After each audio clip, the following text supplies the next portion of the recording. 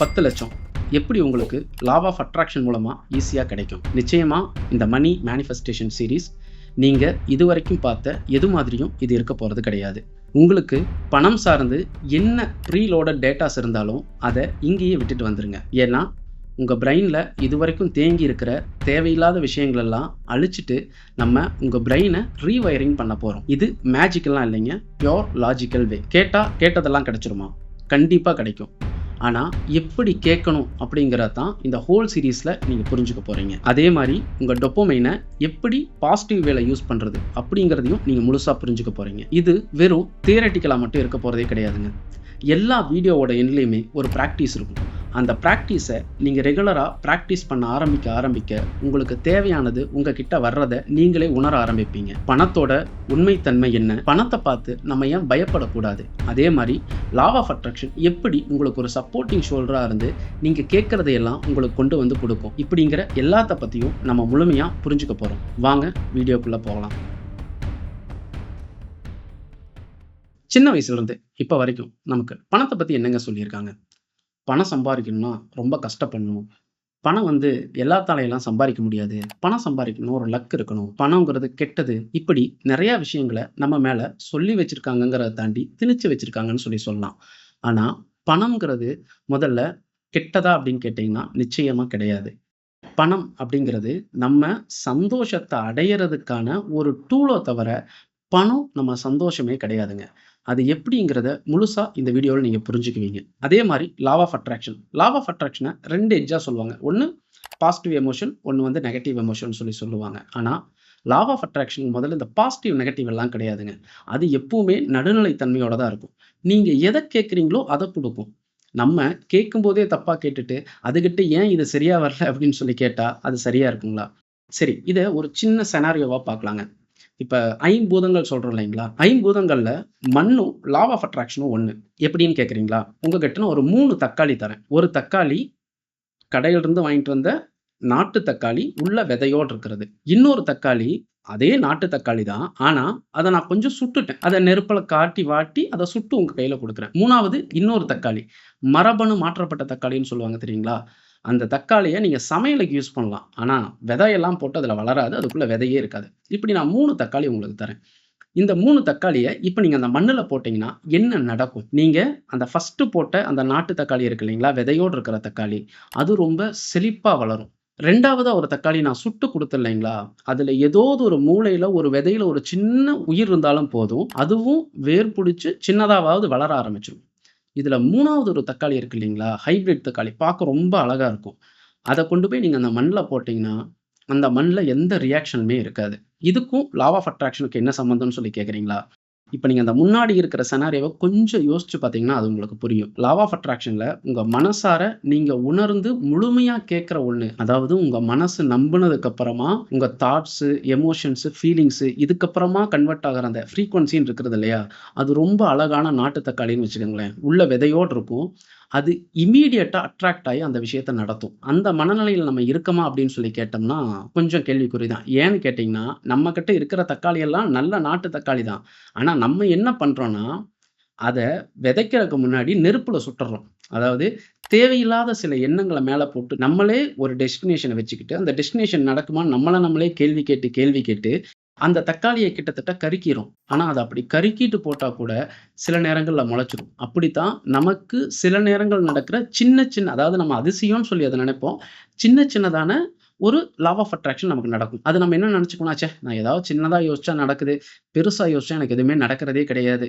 இது அப்படிதான் போல, நமக்கு லக் இல்ல போல அப்படின்னு நினைப்போம். ஆனா அது அப்படி கிடையாது. நம்ம அத சுட்டு தான் அதுல போட்டிருக்கோம். இன் சென்ஸ் என்னன்னா, ஒரு டெஸ்டினேஷன ஃபிக்ஸ் பண்ணிட்டு, அது மேல பல கேள்விகள் கேட்டு தான் நம்ம அந்த மண்ணுலயே அத போடுறோம். அப்ப அது வர்றதுக்கு கொஞ்சம் டைம் எடுக்கும். அது அப்படி வரணும்னா கூட அட்லீஸ்ட் உயிர்ப்போட இருக்கிற ஒரு சின்ன விதையாவது வேணும். அதாவது ஏதாவது ஒரு பாயிண்ட்லயாவது நம்ம மனசுல இந்த விஷயம் நடந்துங்கிற நம்பிக்கை இருக்கிற விஷயம் மட்டும் தான் அங்க நடக்கவும் செய்யும். இப்ப 3வது ஒரு தக்காளி சொன்னேன் இல்லைங்களா? இதுதான் இருக்கிறதுலயே கொஞ்சம் வொர்ஸ்ட்டான திங். என்னன்னு கேட்டீங்கன்னா, இப்ப அந்த தக்காளிக்குள்ள விதையே கிடையாது. ஆனா வெளிய பார்க்க ரொம்ப அழகா இருக்கும். இந்த அழகா இருக்கிற விஷயம் அப்படிங்கிறது என்ன தெரியுங்களா? நமக்கு ஃபீலிங்ஸே இல்லாம, எமோஷனலே இல்லாம, அட் த சேம் டைம் இது நமக்கு நடக்குமா, நடக்காதான்னு கூட யோசிக்காம, பொத்தாம் பொதுவா அந்த விஷயத்த செய்யறது. அந்த அழகா இருக்கிற தக்காளி எப்படி தெரியுங்களா? வெறும் தாட்ஸ் மட்டும் தான். அதாவது ஒரு நாளைக்கு ஒரு 60,000 தாட்ஸ் வருது அப்படின்னா, 60,000 தக்காளி நம்ம விதைக்கிறதுக்கு சமமா பண்ணிட்டு இருப்போம். நமக்கு தோணும், ச்சே! அப்படியே அது நெனச்சோம், அது நடக்கல, இது நெனச்சோம், இது நடக்கல இப்படி நம்ம யோசிப்போம். ஆனா, இந்த விதையே இல்லாத தக்காளி இருக்கு இல்லைங்களா? வெளிய பார்க்கறதுக்கு ரொம்ப அழகா இருக்கும். அதுக்குள்ள விதையே இருக்காது. வளர்றதுக்கான சோர்ஸே இருக்காது. இது எப்படின்னா, ஒரு தாட்டு ஃபீலிங்கா கன்வெர்ட் ஆயி எப்போ எமோஷனா மாறுதோ, அப்பதான் அது அடுத்த இடத்துக்கே போகும். ஆனா, இந்த விதையில்லாத தக்காளி அப்படிங்கிறதுக்கு வெளிய பார்க்கறதுக்கு ரொம்ப அழகா இருக்கிற மாரி இருக்கும். இப்போ உதாரணமா சொல்லணும்னா, இந்த மணி சீரிஸ் பேஸ்ல இப்ப நானே உங்களுக்கு ஒரு விதத்த சொல்லிக் குடுத்துட்டு தான் இருக்கேன். இத முழுமையா புரிஞ்சுக்கிட்டு, உங்க மனநிறைவோட நீங்க ஒரு விஷயத்த செஞ்சீங்க அப்படின்னா, அது கிட்டத்தட்ட நாட்டு தக்காளி விதைக்கிற மாரி. இல்ல கொஞ்சம் கொஞ்சம் புரிஞ்சிருக்கு. இருந்தாலும் உங்களுக்கு கேள்வி இருந்தும் நீங்க அத செஞ்சீங்கனாலும், ஒரு சர்டன் ஸ்டேஜில் ஒரு சின்ன உயிர்ப்பு புடிச்சா அது மேல வந்துரும். இதுல 3வது கேட்டகரி இருக்கு இல்லைங்களா?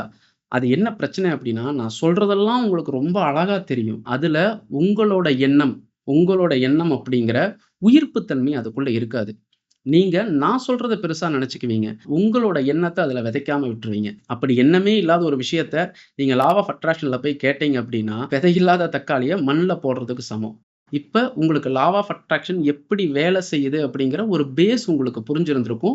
ஈவன் தோ இப்ப நான் பேசுற வீடியோவாவே இருந்தாலும், நான் குடுக்கப் போற பிராக்டிஸையோ, நான் சொல்ற வழிமுறைகளோ, நீங்க உங்க உணர்வோட ஃபாலோ பண்ணீங்க அப்படின்னா, அது உங்களுக்கு நடக்குங்கிறதும் இப்ப உங்களுக்கு புரிஞ்சிருந்திருக்கும். லா ஆஃப் அட்ராக்ஷன் பத்தி இப்ப உங்களுக்கு ஒரு சின்ன புரிதல் வந்திருக்கும். இப்ப இந்த லா ஆஃப் அட்ராக்ஷன்ல பணம்ங்கிறது என்னங்கிறது நமக்கு புரியணுங்க. இப்ப நம்ம பணத்த வந்து ஒரு எண்ட் ப்ராசஸா எப்பவுமே பார்த்துட்டே இருக்கோம். ஆக்சுவலா அது எண்ட் ப்ராசஸே கிடையாது. பணம்ங்கிறது ஒரு எனர்ஜி. ஒரு விஷயத்த செய்யறதுக்கான டூல் அவ்வளோதான். ஆனா நம்ம என்ன பண்றோம்னா, எனர்ஜியா இருக்க வேண்டிய அத ஒரு பொருளா மாத்தி, அத நமக்குள்ளேயே நம்ம எப்பவும் வச்சுக்க ட்ரை பண்றோம். நான் இப்ப இப்படியே உங்கட்ட கேட்கிறனே, உங்ககிட்ட ஒரு ரூ. 10,00,000 பணம் இருக்குது. அந்த 10,00,000 நீங்க பீரோலயே வச்சிருக்கீங்கன்னு வச்சுக்கங்களேன். அது உங்களுக்கு ஏதாவது சந்தோஷத்த குடுக்குமா? எனக்கு தெரிஞ்சு அது ஒரு பெரிய வருத்தத்த குடுக்கறக்கே உங்களுக்கு வாய்ப்பு இருக்கு. 2018ல டிமானிட்டேஷன் ஒண்ணு பண்ணாங்க. இன்கேஸ் அந்த 10,00,000 பணமாவே நீங்க உள்ள வச்சிருந்தீங்க அப்டின்னா, அந்த நாள் அன்னைக்கு உங்கள விட பெருசா வருத்தப்பட்டது வேற யாராவுமே இருந்திருக்க மாட்டாங்க. இல்லப்பா நான் தான் அந்த காச திரும்ப குடுத்து மாத்தி திரும்ப வச்சுக்குவேன்ல. நீங்க திரும்பவும் மாத்தி அத நீங்க பீரோல தான் வைக்கணும்னு முடிவு பண்ணீங்க அப்டின்னா, அப்பவுமே அது உங்களுக்கு சந்தோஷத்த குடுக்காது. ஆக்சுவலா பணம்ங்கிறது ஒரு எனர்ஜி. அது ஒரு டூல். அந்த டூல நம்ம யூஸ் பண்ணி, நம்ம ஹேப்பினஸ தான் நம்ம அதுல கொண்டு வரணுமே தவிர, அத தாண்டி பணம் வச்சிருக்கிறதே ஒரு ஹேப்பினஸ்ங்கிற இடத்துக்கு போயிட்டோம் அப்டின்னம்னா, அது உண்மையான ஹேப்பினஸ் இல்ல. முன்னாடி சொன்ன மாரி விதையே இல்லாத தக்காளி. அந்த மாரி தான் இந்த பணமும் நம்மகிட்ட இருக்கும். இந்த பணத்த பத்தி பார்க்கும்போது, இதுல பறவைய பத்தி பார்த்தோம் அப்டின்னம்னா, நமக்கு பணத்த பத்தின முழுமை புரிஞ்சிரும்னு நெனைக்கிறேங்க. இத ஒரு சின்ன ஒரு சினாரியோவா பார்க்கலாங்களா? ஒரு பறவை இருக்கு. அது ஒரு மரத்துல போய் ஒரு பழத்த சாப்பிடுது. ஃபுல்லா அந்த பழமெல்லாம் சாப்பிட்டு, இப்ப அந்த பழம் சாப்பிடுறதால அந்த பறவைக்கு என்ன கிடைக்கும்? ஒரு எனர்ஜி கிடைக்கும். அந்த அந்த எனர்ஜியோட ஜாலியா சுத்துது காட்டுக்குள்ள. ஒரு ஸ்டேஜ்ல தின்ன பழம் செரிமானமெல்லாம் ஆனதுக்கப்புறம், அதோட எச்சம் வரும். அந்த எச்சத்தையும் போட்டுட்டு அது போயிரும். அந்த எச்சத்துல அது சாப்பிட்ட பழத்தோட விதை இருக்கும். அந்த விதை அந்த மண்ணுல விழுந்துச்சு அப்படின்னா, அது இனி திரும்ப சாப்பிடுற மாரியான ஒரு 1000 பழம் இருக்கிற மரத்த அந்த விதை வளர்த்து திரும்ப குடுக்கும். இங்க பணத்த நீங்க இந்த சோர்ஸ்ல பார்த்தீங்க அப்படின்னா, இது உங்களுக்கு ஒரு புரிதல குடுக்கும்னு நான் நம்புறேன். அந்த குருவி அந்த பழத்த சாப்பிட்டுருச்சு. அதுக்கு தேவையான எனர்ஜி எடுத்துக்கிச்சு. அந்த எனர்ஜி எடுத்துட்டு பேலன்ஸ் இருக்கிற விஷயம். அதாவது தன்னோட தேவைக்கு போக, இது என்னோட தேவை இல்ல. இன்னொருத்தரோட தேவை. இன் சென்ஸ் இது என்கிட்ட இருந்தா ஒண்ணும் ஆகப் போறதில்ல. மண்ணுல விழுந்தா மரமா வளரும்னு சொல்லி தான் அது எச்சமாவே போட்டிருக்கு. இல்ல, இல்ல. இது எல்லாம் எனக்கு தான் தேவை. நானே வச்சுக்குவேன்னு சொல்லி, அந்த விதைய அது வயித்துக்குள்ளேயே வச்சிருக்குன்னு வச்சுக்கங்களேன். அதனால எச்சம் போடவே முடியாது. அந்த பறவை உயிர் வாழும்னு நெனைக்கிறீங்க? கண்டிப்பா வாழ முடியாது. அதே மாரி தான் நம்மளும் இருக்கிறோம். இங்க பணம் அப்படிங்கிறத நம்ம ஒரு எனர்ஜியா பார்க்காம, அது கிடைக்கும்போது கிடைக்கும்போது சேர்த்து வச்சுக்கணும், சேர்த்து வச்சுக்கணும்னு தான் ஆசைப்படுறோமே தவிர, அந்த பணத்த வச்சு நம்மளால அடுத்து என்ன பண்ண முடியும்? அப்படிங்கிற விஷயத்த நம்ம யோசிக்கிறதே கிடையாது. சேர்த்து வைக்கணும், சேர்த்து வைக்கணும், சேர்த்து வைக்கணும். அதனால என்ன நடக்கப் போகுது? எதுவுமே நடக்காது அதனால. அந்த பணம் உங்க பீரோல இருக்கிறதும் ஒண்ணுதான். அந்த பணம் இல்லாததும் ஒண்ணுதான். இது சில பேர் சொல்லுவீங்க, "ஏப்பா என்ட்ட 10,00,000 இருந்துச்சுன்னா, அந்த 10,00,000 நாளைக்கு எனக்கு ஒரு பிரச்சனைன்னு வரும்போது யூஸ் ஆகும். அந்த 10,00,000 இல்லாட்டி நான் யார்ட்ட போய் நிக்க முடியும்ன்னு" சொல்லி உங்களுக்கு ஒரு எண்ணம் வரும். நம்ம இந்த 10,00,000 ஒரு பிரச்சனைக்காக தான் சேர்த்து வைக்கிறோம்னு நீங்க எடுத்து வைக்கிறீங்கன்னு வச்சுக்கங்களேன், அது நீங்களே ஒரு பிரச்சனைய கூப்பிடுறதுக்கு சமம். எனக்கு எந்த பிரச்சனையும் ஆகாது. எதுவா இருந்தாலும் என்னால சமாளிச்சுக்க முடியும். எனக்கு தேவையானது எனக்கு கிடைச்சிரும்னு சொல்லி நினைங்க. உங்க பீரோல 10,00,000 இல்லனாலும் உங்களுக்கு 10,00,000 தேவைன்னா, நான் சொல்றது சரியான வழியிலேயே வந்து கிடைக்கும். உங்களுக்கு கடனாவோ, இல்ல நீங்க திரும்ப தர விஷயமா கூட இருக்காது. அந்த நேரத்துல அந்த 10,00,000 அது உங்க பீரோல இருக்க வேண்டிய 10,00,000 வெளிய இருக்குது. அது திரும்ப உங்ககிட்ட வந்து கிடைக்கும். இந்த புரிதல் வந்துருச்சு அப்படின்னா, பணம்ங்கிறது ஒரு டூல்ங்கிறது நமக்கு புரிஞ்சிரும். அது உங்களுக்கு டூல்ங்கிறது புரிஞ்சுட்டாவே, அதோட எனர்ஜிய நீங்க ஃபீல் பண்ணுவீங்க. அது இருக்கும்போது ரொம்ப ஹேப்பியா இருப்பீங்க. இன்கேஸ் உங்ககிட்ட ஒரு சர்ப்ளஸ் மணி இருக்குதா, எப்படி அந்த பறவை தான் சாப்பிட்டது போக மிச்ச எச்சத்தை மண்ணுல போட்டு போச்சோ, அந்த மாரி உங்ககிட்ட எக்ஸ்ட்ரா இருக்கிறத நீங்க இன்னொருத்தருக்கு கருணையா குடுக்கறக்கான வாய்ப்பும் அதில இருக்கு. நீங்க அப்படி குடுக்கறது ஒரு 100, 200 இருக்கலாம். அது அந்த பறவை போட்ட விதை மாரி தான். அந்த ஒரு விதையிலிருந்து எப்படி 1000 பழம் வர ஒரு மரம் வந்துச்சோ, அந்த மாரி நீங்க செய்யற அந்த கருணையில இருக்கிற அந்த 100ஓ, 200ஓ உங்களுக்கு ஆயிரங்களையோ, லட்சங்களையோ திரும்ப கொண்டாந்து உங்ககிட்டயே குடுக்கும். ஆக்சுவலா இது ஒரு சர்க்குலேஷன். எனர்ஜிங்கிறது சர்க்குலேட் ஆனா மட்டும் தான், அந்த விஷயம் எப்பவுமே உயிர்ப்போட இருக்கும். நம்ம பணத்த எனர்ஜியா பார்த்தோம் அப்படின்னம்னா, நீங்க அந்த எனர்ஜிய சர்க்குலேட் பண்ற இடத்துல இருப்பீங்க. நீங்க அந்த எனர்ஜிய அனுபவிக்கிற இடத்துல இருப்பீங்க. பணத்த ஒரு பொருளா பார்த்தீங்க அப்படின்னா, உங்க வீட்ல ஒரு மூலையில இருக்கிற ஒரு பொருளுக்கு சமம் தான் அந்த பணம். ஸோ பணம்ங்கிறத முதல்ல பொருளா பார்க்காதீங்க. அத ஒரு எனர்ஜியா பாருங்க. எனர்ஜிங்கிறது சர்க்குலேட் ஆவணும். அப்படி அது சர்க்குலேட் ஆச்சுனா மட்டும் தான், நம்ம ரொம்ப ஹேப்பியா நம்மளோட இந்த வாழ்வியல்ல இருக்கவே முடியும். இப்ப உங்களுக்கு லா ஆஃப் அட்ராக்ஷன்னா என்ன? பணம் அப்படிங்கிறது ஏன் எனர்ஜி அப்படிங்கிறது உங்களுக்கு ஒரு புரிதல் வந்திருந்திருக்கும். இது மணி மேனிஃபெஸ்டேஷன்ல ஃபர்ஸ்ட் கிளாஸ்ன்னு வச்சுக்கங்க. இதுல இன்னைக்கான பிராக்டிஸ் என்ன? நான் ஃபர்ஸ்ட்டே சொல்லியிருந்தேன். எல்லா எபிசோட்லயுமே ஒரு பிராக்டிஸ் தருவோம். அந்த பிராக்டிஸ நீங்க பண்ணணும்னு சொல்லி. இன்னைக்கு உங்களுக்கு ரொம்ப சிம்பிளா ஒரு கிராட்டிட்யூட் பிராக்டிஸ் தான் சொல்லி தர போறேன். இந்த கிராட்டிட்யூட் பிராக்டிஸ்னோனே நான் காலையில எந்திரிச்சோனே சூரியனுக்கு நன்றி சொல்லணும். சாப்பிடுற சாப்பாட்டுக்கு நன்றி சொல்லணும். இல்ல என்ன கூட்டிட்டு போற என் காருக்கு நன்றி சொல்லணும். இந்த மாரி எல்லாம் கிடையாதுங்க. இது ரொம்ப சிம்பிளான நன்றி உணர்வு. இப்படி நீங்க எதுக்கெல்லாம் நன்றி சொல்லணும்னு நெனச்சீங்களோ, நன்றி சொல்ற இடத்துல ஃபர்ஸ்ட்டு நீங்க இருக்கணும் இல்லையா? அப்படி நீங்க இருக்கணும்னா, ஃபர்ஸ்ட்டு நீங்க உங்களுக்கு தான நன்றி சொல்லணும். ஸோ, இந்த நன்றி உணர்வு அப்படிங்கிறது, நீங்க உங்களுக்கு சொல்லிக்க போற நன்றி உணர்வு தான். இது 2 விதமா வச்சுக்கலாம். 1 இதுதான் நீங்க அப்படின்னு உங்கள மத்தவங்களுக்கு உணர்த்துற உங்க உடலுக்கு ஒரு நன்றி சொல்லணும். அதே நேரத்துல இந்த உடல இயக்குற அந்த இயக்க ஆற்றலான எனர்ஜிக்கு ஒரு நன்றி சொல்லணும். இந்த நன்றி உணர்வ எப்படி சொல்லணும்? காலையில குளிக்கும்போது இத செய்யணுங்க. ஃபர்ஸ்ட்டு குளிக்கிறது அப்படிங்கிறது ஷவர் நாசில் திறந்து விட்டோ, இல்ல டைரக்ட்டா தலைக்கு தண்ணி எடுத்து ஊத்தியோ குளிக்கக்கூடாது.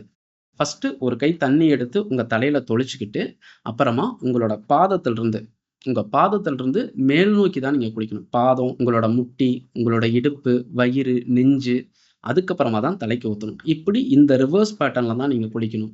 என்ன காரணம்னா, அப்பதான் உங்க உடம்புல இருக்கிற ஹீட் ப்ராப்பரா ரேடியேட் ஆகும். இதுல குளிக்கிறதுல என்ன தண்ணி குளிக்கணுங்கிற ஒரு கேள்வி வரும். பச்சை தண்ணியும் குளிக்கலாம். கொஞ்சமா உங்க உடம்பு ஒத்துக்கிற மாரியான சுடு தண்ணியும் குளிக்கலாம். அதுக்காக ரொம்ப சில்லுன்னும் குளிக்க வேணாம். ரொம்ப சூடாவும் குளிக்க வேணாம். உங்க உடம்பு ஒத்துக்கிற சூட்ல அத நீங்க குளிச்சுட்டீங்கன்னா போதும். நீங்க குளிச்சு முடிச்சுட்டீங்கன்னு தெரிஞ்சதுக்கப்புறம், கடைசியா ஒரு மக்கு தண்ணி எப்படியும் மேல ஊத்துவீங்க இல்லையா?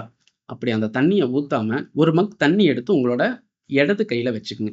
இடது கையில வச்சுட்டு, உங்க வலது கை இருக்கு இல்லையா? உங்க வலது கைய இங்க உங்க இதயத்து பக்கமா இப்படி வச்சுக்கிட்டு, கண்ண மூடிட்டு, இப்ப நான் சொல்ற இந்த சேயிங்ஸ உங்களுக்கு எப்படி சொல்ல தோணுதோ அப்படி சொல்லுங்க. First saying. இந்த நொடி வரைக்கும் நீங்க இருக்கிறீங்க அப்படின்னா, உங்களுக்குள்ள இருக்கிற அந்த எனர்ஜி தான காரணம். ஸோ, அந்த ஃபர்ஸ்ட்டு நன்றி உணர்வு அப்படிங்கிறது, உங்க வலது கை இப்படி வச்சுக்கிட்டு, உங்க மனசார சொல்லுங்க.